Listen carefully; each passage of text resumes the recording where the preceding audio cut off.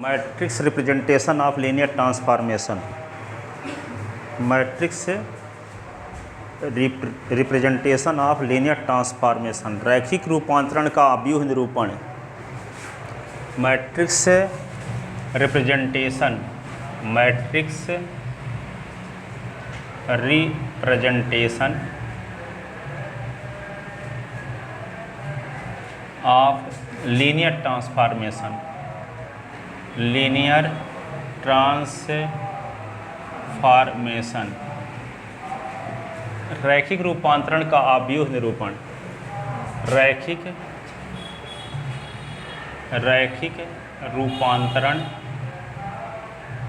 रूपांतरण का अव्यूह निरूपण, अव्यूह निरूपण, निरूपण। ठीक है।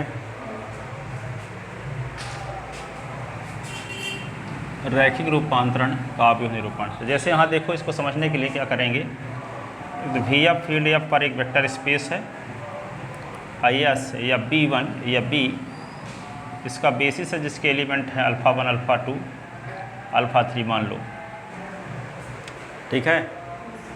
और एक लीनियर ट्रांसफॉर्मेशन T इस प्रकार से डिफाइंड है, मान लो ABC इज इक्वल टू यहाँ पे A प्लस B A और यहाँ पे 2C, ऐसे इस प्रकार से कुछ भी डिफाइंड है।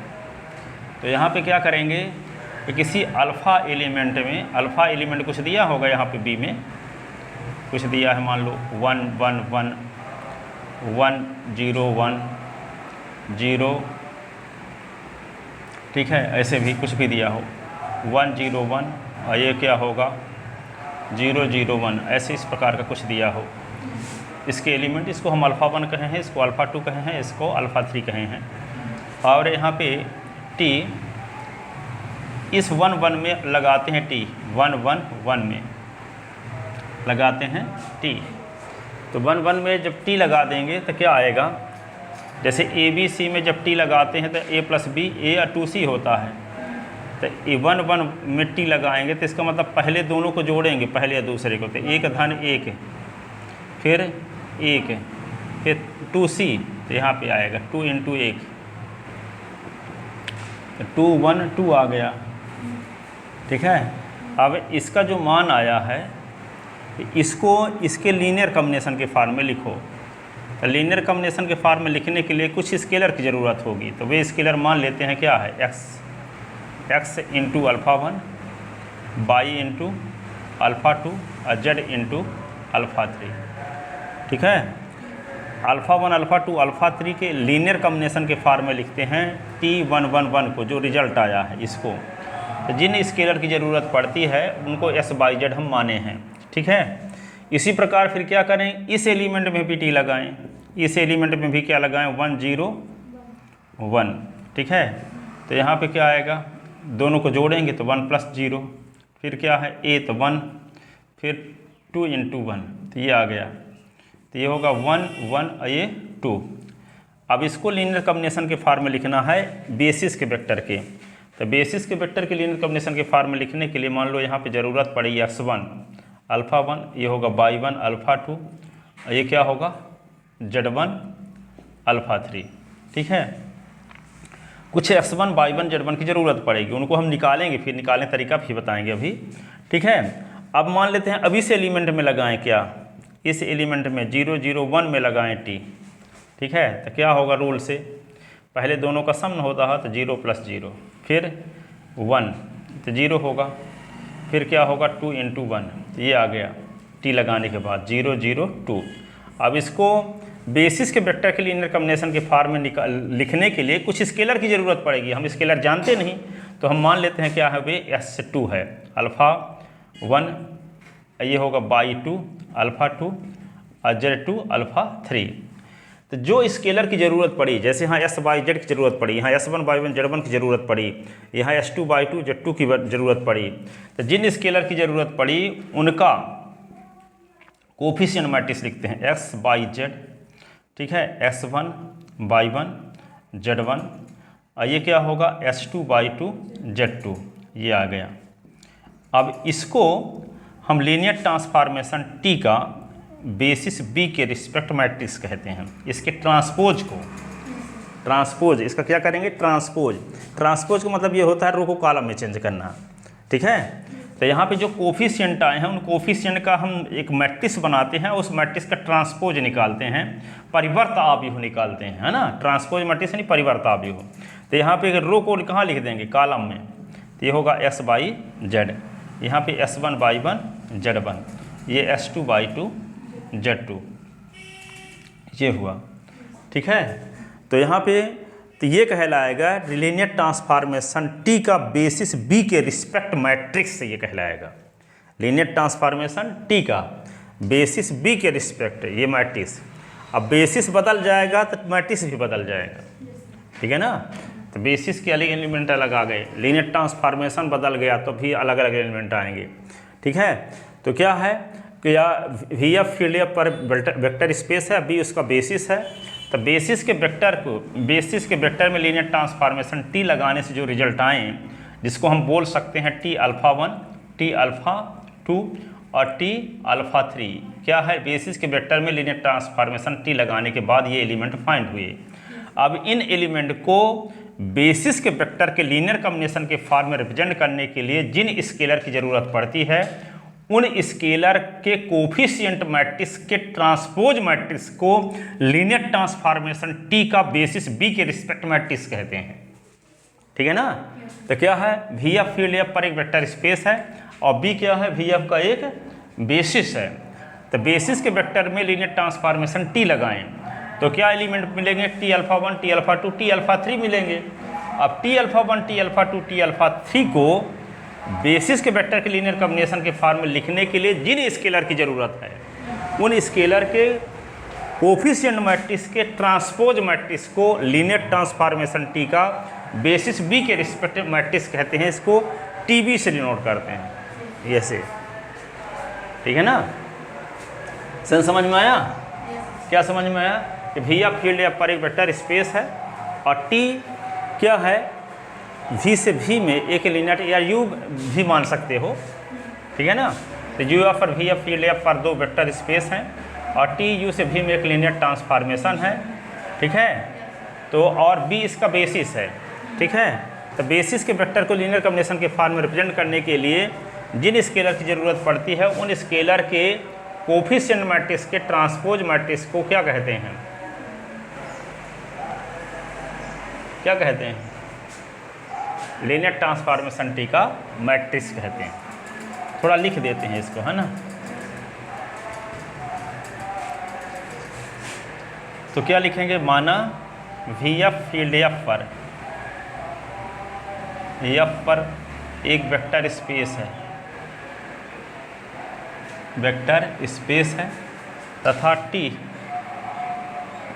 V से V में एक लीनियर ट्रांसफॉर्मेशन है, एक लीनियर ट्रांसफॉर्मेशन है और B = α1 α2 डैश डैश α2 α3, ठीक है।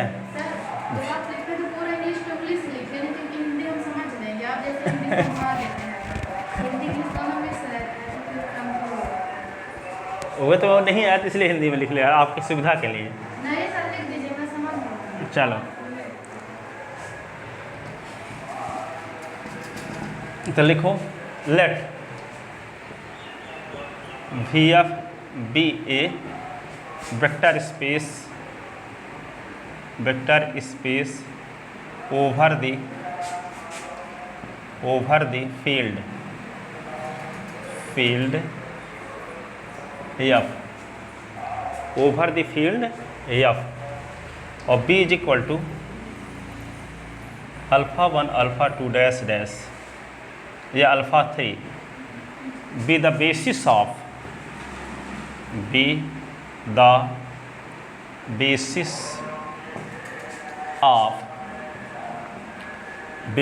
क्या, be the basis of VF ठीक है ना।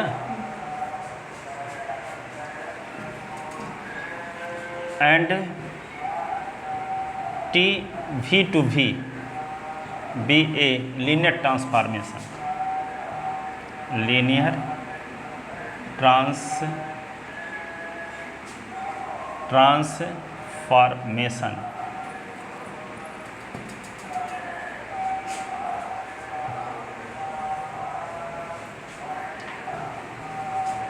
ठीक है,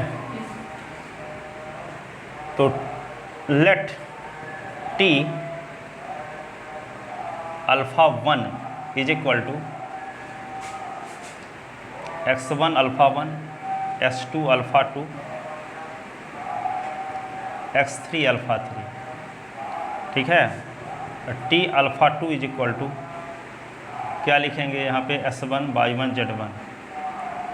ठीक है, तो यहाँ पे होगा y1 alpha 1 y2 alpha 2 y3 alpha 3 और T alpha 3 is equal to z1 alpha 1 z2 alpha 2 और z3 अल्फ़ा 3। ठीक है, then transpose matrix of coefficient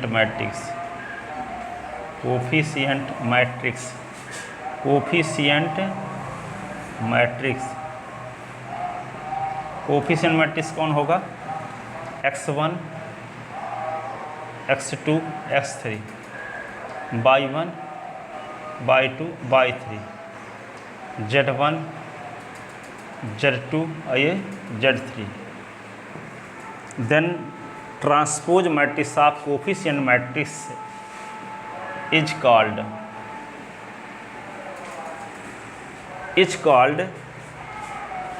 matrix representation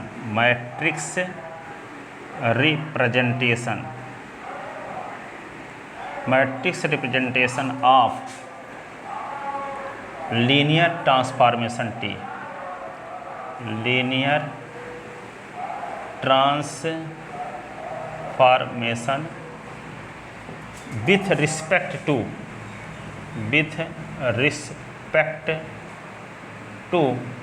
basis B.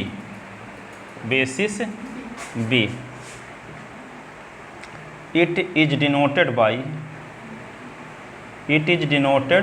By T लिख देते हैं और नीचे सबस्क्रिप्ट में बी इज इक्वल टू ये लिखेंगे x1 x2 x3 y1 y2 y3 z1 z2 z3 और यहाँ पे ऊपर क्या लिख दिए? डैश लिखो चाहे टी लिखो, टी का मतलब ट्रांसपोज। ठीक है, अथवा डैश भी लिखते हैं कुछ राइटर, डैश ही लिख सकते हो आप, ब्राह्मी में डैश लिखा करते रहे होंगे ट्रांसपोज मैट्रिक्स को, है ना। तो यहाँ पे जब डैश लगाने का मतलब क्या होता है? रो को कॉलम में लिख देना। टी पढ़े हो? डैश ही पढ़े हो ना, हाँ। तो यहाँ पे क्या करेंगे अब? तो रो को कॉलम में बदल दो। तो रो के एलिमेंट क्या है? S1 S2 S3, तो यहाँ हो गया S1 S2 S3। अब रो के एलिमेंट है y1 y2 y3, तो ये हो जाएगा y1 y2 y3। तो z1 z2 z3, तो यहाँ हो गया z1 z2 z3। तो ये क्या कहलाएगा? मैट्रिक्स कहलाएगा लीनियर ट्रांसफॉर्मेशन टी का। हाँ, तो ट्रांसपोज जब करेंगे तो क्या होगा? रो कॉलम में चेंज हो जाएगा, रो कॉलम में चेंज होगा। तो ये लीनियर ट्रांसफॉर्मेशन टी का बेसिस बी के रिस्पेक्ट क्या है? ये मैट्रिक्स है। एक क्वेश्चन लेते हैं।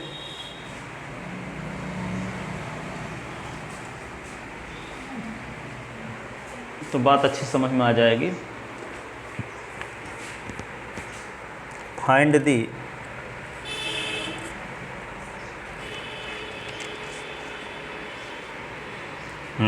क्वेश्चन ये है,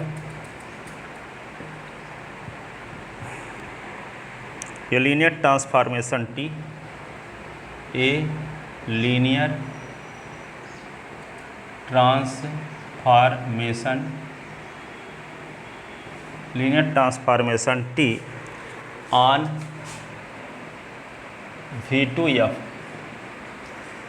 V2F इज डिफाइंड बाई ऐसे डिफाइंड है कि किसी ए बी एलिमेंट में टी लगाते हैं तो टी की परिभाषा से क्या हो जाता है, A comma zero. Then find the matrix representation,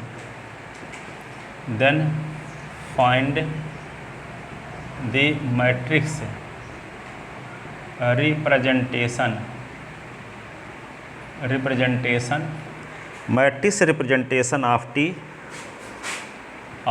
T with respect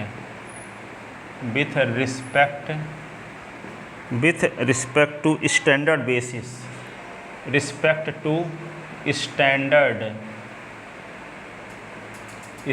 basis of V2F, standard basis of V2F, ठीक है ना। तो V2F का स्टैंडर्ड बेसिस, V3F का भी स्टैंडर्ड बेसिस अभी हम दिखवाते हैं आपको। स्टैंडर्ड बेसिस क्या है,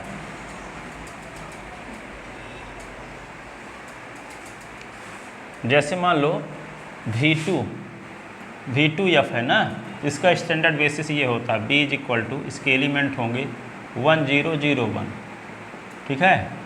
और यदि मान लो V3F है तो इसका standard basis B is equal to ऐसे लिखेंगे 1 0 0 0 1 0 फिर 0 0 1, ये होगा। अब मान लो V3F आ गया तो इसका स्टैंडर्ड बेसिस V4 आ गया मान लो, तो B इज इक्वल टू क्या लिखेंगे फिर 1 0 0 0 फिर क्या 0 1 0 0 फिर 0 0 1 फिर 0 फिर 0 0 0 फिर 1, ये होता है स्टैंडर्ड बेसिस, ठीक है। मतलब फिर इसमें दोनों चीजें देगा। अब VNF मान लो है, VNF है तो इसका स्टैंडर्ड बेसिस ये होता है क्या 1 0 0 डैश डैश 0, फिर क्या होगा 0 1 0 डैश डैश 0, फिर क्या हो 0 0 1 और फिर डैश डैश 0, और फिर लास्ट में क्या आएगा 0 0 0 डैश डैश 1। तो ये VNF का स्टैंडर्ड बेसिस है, ये V4 का स्टैंडर्ड बेसिस है, ये V3 का स्टैंडर्ड बेसिस है ये, और ये V2 का स्टैंडर्ड बेसिस है, ठीक है। तो यहाँ पे इसमें फर्स्ट कंपोनेंट 1 है, फिर इसमें क्या सेकंड कंपोनेंट, इसमें भी फर्स्ट कंपोनेंट, इसमें सेकंड कंपोनेंट, इसमें थर्ड कंपोनेंट 1 है, इसमें भी फर्स्ट कंपोनेंट 1 है बाकी सब 0, इसमें सेकंड कंपोनेंट 1 है बाकी सब 0, इसमें थर्ड कंपोनेंट 1 है बाकी सब 0, इसमें nth कंपोनेंट 1 है बाकी सब 0, ठीक है ना। तो इस प्रकार से स्टैंडर्ड बेसिस, तो यहाँ बेसिस नहीं दिया है, स्टैंडर्ड बेसिस बोल दिया है, इसका मतलब किसकी बात कर रहा है अभी, इसकी, क्योंकि वेक्टर स्पेस V2F है ना, ठीक है। और टी डिफाइंड कैसे है, ए बी में टी लगाओगे तो ए 0 होगा, 2 3 में लगाओगे तो क्या होगा 2 0 हो जाएगा, 3 5 में लगाओगे तो 3 0 हो जाएगा। यहाँ पे चाहे सेकंड कंपोनेंट कुछ भी हो, लेकिन जब टी लगेगा तो रिजल्ट आएगा तो सेकंड कंपोनेंट 0 होगा, फर्स्ट कंपोनेंट वही रहेगा। इस प्रकार से टी डिफाइंड है किसमें, V2F में लीनियर ट्रांसफॉर्मेशन टी इस प्रकार से डिफाइंड है। तो इस लीनियर ट्रांसफॉर्मेशन टी का स्टैंडर्ड बेसिस की रिस्पेक्ट, इसके रिस्पेक्ट हमको क्या निकालना है, मैट्रिक्स रिप्रेजेंटेशन आप व्यू निरूपण ज्ञात करना है, ठीक है, मैट्रिक्स रिप्रेजेंटेशन ज्ञात करना है, ठीक है। तो इसको थोड़ा व्यवस्थित लिखते हैं, given V2F be a vector space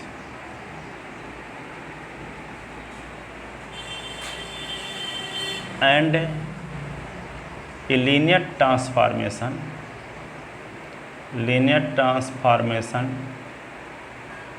T defined on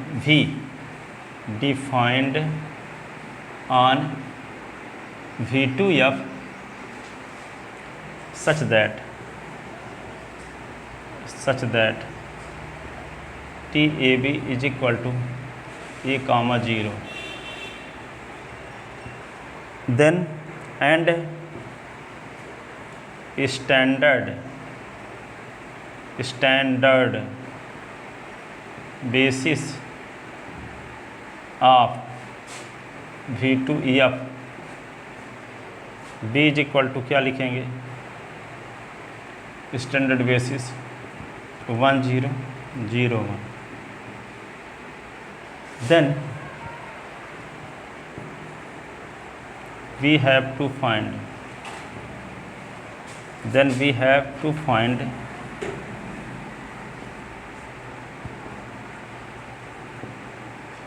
matrix representation of T with respect to standard basis B। Standard basis B के रिस्पेक्ट मैट्रिक्स रिप्रेजेंटेशन फाइंड करना है आपको, ठीक है। तो यहाँ पे दो एलिमेंट हैं, इसका नाम अल्फ़ा 1 रख लेते हैं, इसका नाम अल्फ़ा 2। अब अल्फ़ा 1 में क्या लगाते हैं, T, तो T अल्फ़ा 1, T अल्फ़ा 1 का फुल फॉर्म क्या है, 10। T की डिफिनीशन से क्या होता है, फर्स्ट कंपोनेंट वही रहता है जो है, सेकंड कंपोनेंट 0 हो जाता है। देखो यहाँ AB में T लगा तो T की वजह से क्या हुआ, फर्स्ट में तो कोई बदलाव नहीं हुआ, सेकंड कंपोनेंट 0 हो गया। तो यहाँ पे 10 में जब T लगेगा तो क्या करेगा, फर्स्ट में तो कोई बदलाव नहीं होगा, और सेकंड क्या आ जाएगा, सेकंड 0, तो यही रहेगा ना। 10 में T लगेगा, जब AB में T लगता है तो A वही रहता है फर्स्ट कंपोनेंट, सेकंड 0 हो जाता है। तो ये फर्स्ट कंपोनेंट वही रहेगा, सेकंड 0 हो जाएगा, 0 भले है तब भी, 55 होता तब भी 0 होता, ठीक है ना। तो ये 10 आ गया। अब इस एलिमेंट को रिप्रेजेंट करना है किसके, बेसिस के वेक्टर के लीनियर कॉम्बिनेशन के फॉर्म में। तो क्या आएगा, बेसिस के वेक्टर के लीनियर कॉम्बिनेशन के फॉर्म में रिप्रेजेंट करने के लिए जिन स्केलर की ज़रूरत है वो स्केलर तो हम जानते नहीं हैं, तो वे स्केलर का क्या मान रख लें, x इंटू अल्फ़ा 1 और y इंटू अल्फ़ा 2, ऐसे, ठीक है। इस एलिमेंट को व्यक्त करना है बेसिस के वेक्टर के लीनियर कॉम्बिनेशन के फॉर्म में। तो आपको फील्ड के दो एलिमेंट ऐसे मिलने चाहिए कि जिनका गुणा इन दोनों के साथ करके जोड़ें तो यही आना चाहिए। तो हम नहीं जानते थे क्या आया होगा, आपको ऐसे दो स्केलर एस वाई चाहिए, स्केलर का मतलब फील्ड के दो एलिमेंट चाहिए जिनका मल्टीप्लाई हम अल्फ़ा 1 अल्फ़ा 2 के साथ करके जोड़ें तो इसी के बराबर रहे। तो पता नहीं वे कौन एलिमेंट है, इसलिए हम एस वाई माने हैं, अभी एस वाई की वैल्यू निकालेंगे, ठीक है।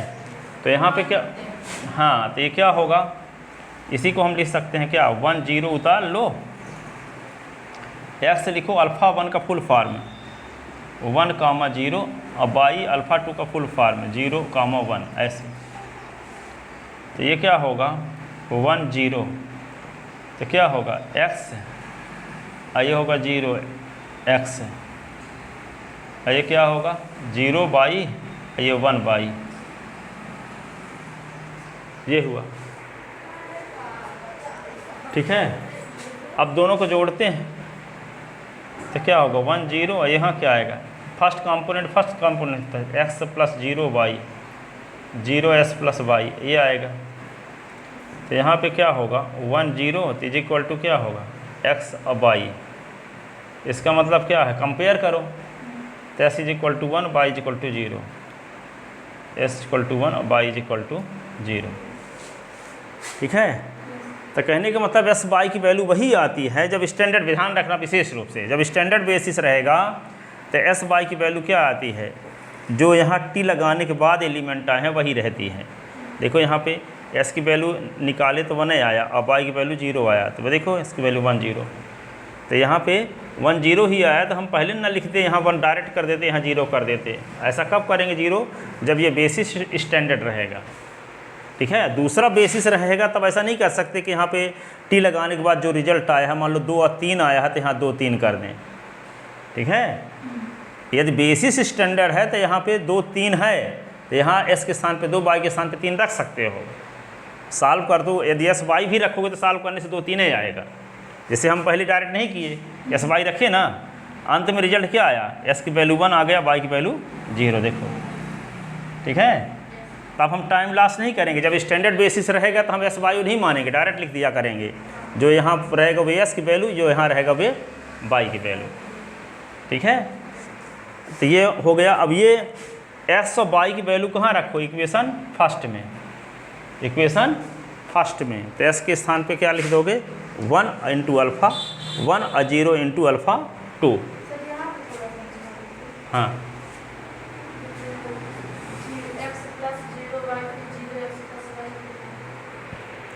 ये अल्फ़ा 1 का फुल,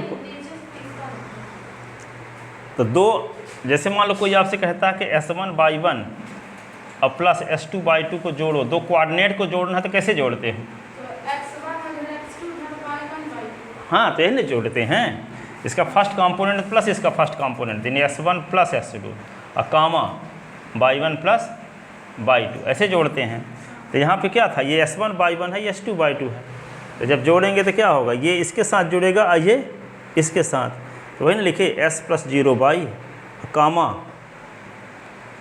0s + 1y।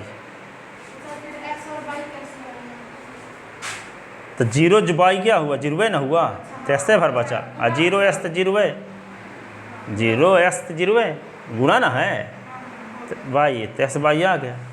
तो s बराबर 1 हो गया, y बराबर 0।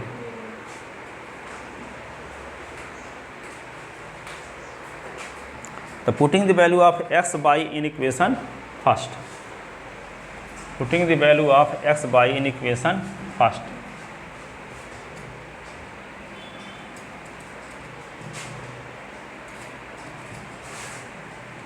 पुटिंग द वैल्यू, अब सर इसको लेके चलेंगे 1 और 0 के साथ में, वो इधर लिखना, तब ना कंपेयर किए, मतलब उसको लेके चलेंगे। नहीं चलते तो कंपेयर करने से, कंपेयर कैसे करते? Putting the value of x and y in equation first, x and y in equation first. तो क्या होगा, t यहाँ पे अल्फ़ा 1 बराबर t1 0 is equal to solve करने से 1 0 आया। इसको क्या लिखेंगे, s की वैल्यू जब रख दोगे तो 1 अल्फ़ा 1 और 0 अल्फ़ा 2।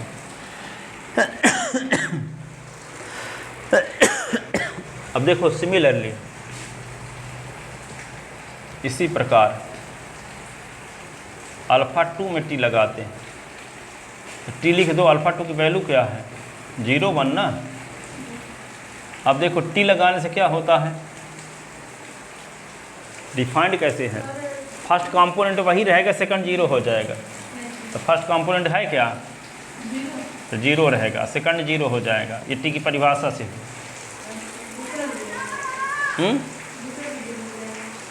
हाँ दोनों 0 हो गए, क्योंकि यहाँ t की परिभाषा क्या है कि AB में दूसरा 0 हो जाता।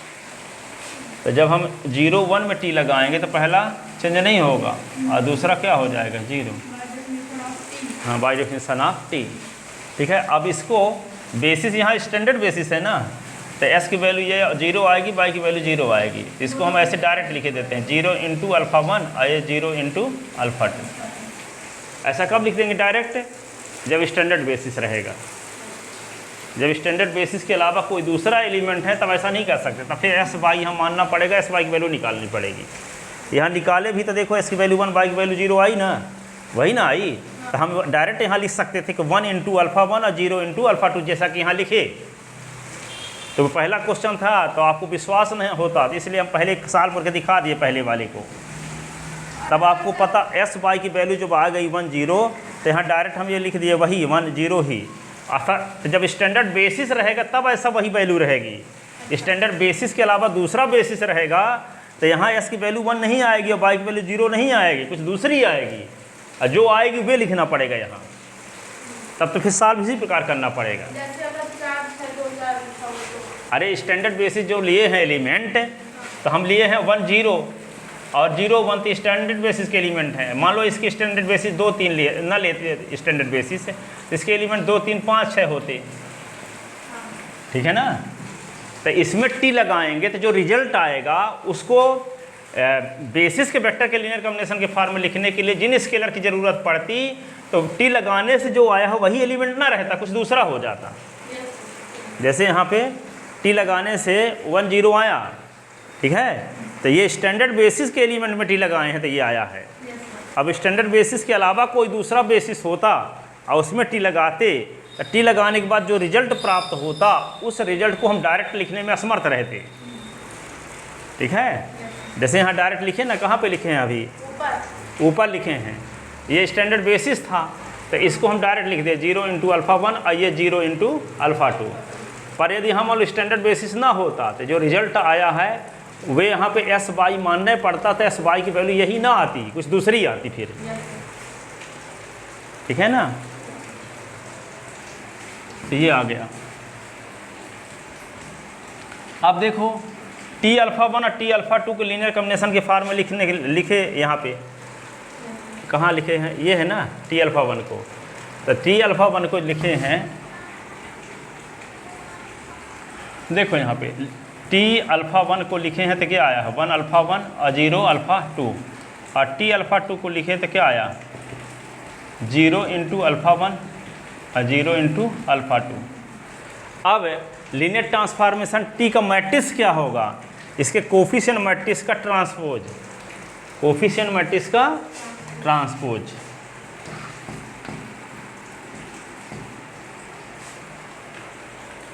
तो क्या करेंगे? Matrix representation of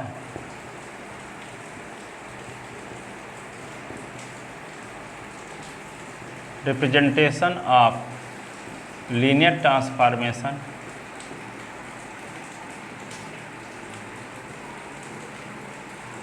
T, linear transformation T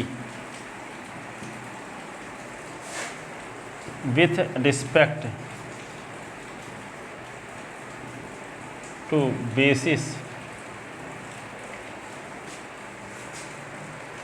b equal to क्या 1 0 0 1।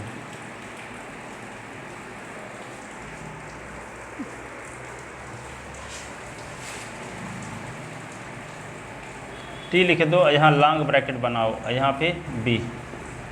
कोफिशिएंट मैट्रिक्स क्या है 1 0 0 1 1 0 0 1, और यहाँ पे क्या कर दें 1 0 0 है ना यहाँ, और इसका ट्रांसपोज तो क्या आएगा रो के एलिमेंट कॉलम में 1 0 0 0।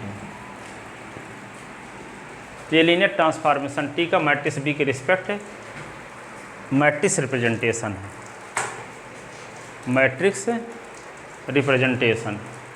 मतलब सर ऐसे क्वेश्चन सॉल्व करके फिर इस तरह से? हाँ, लीनियर ट्रांसफॉर्मेशन टी का बेसिस बी के रिस्पेक्ट मैट्रिक्स रिप्रेजेंटेशन ऐसे लिखेंगे।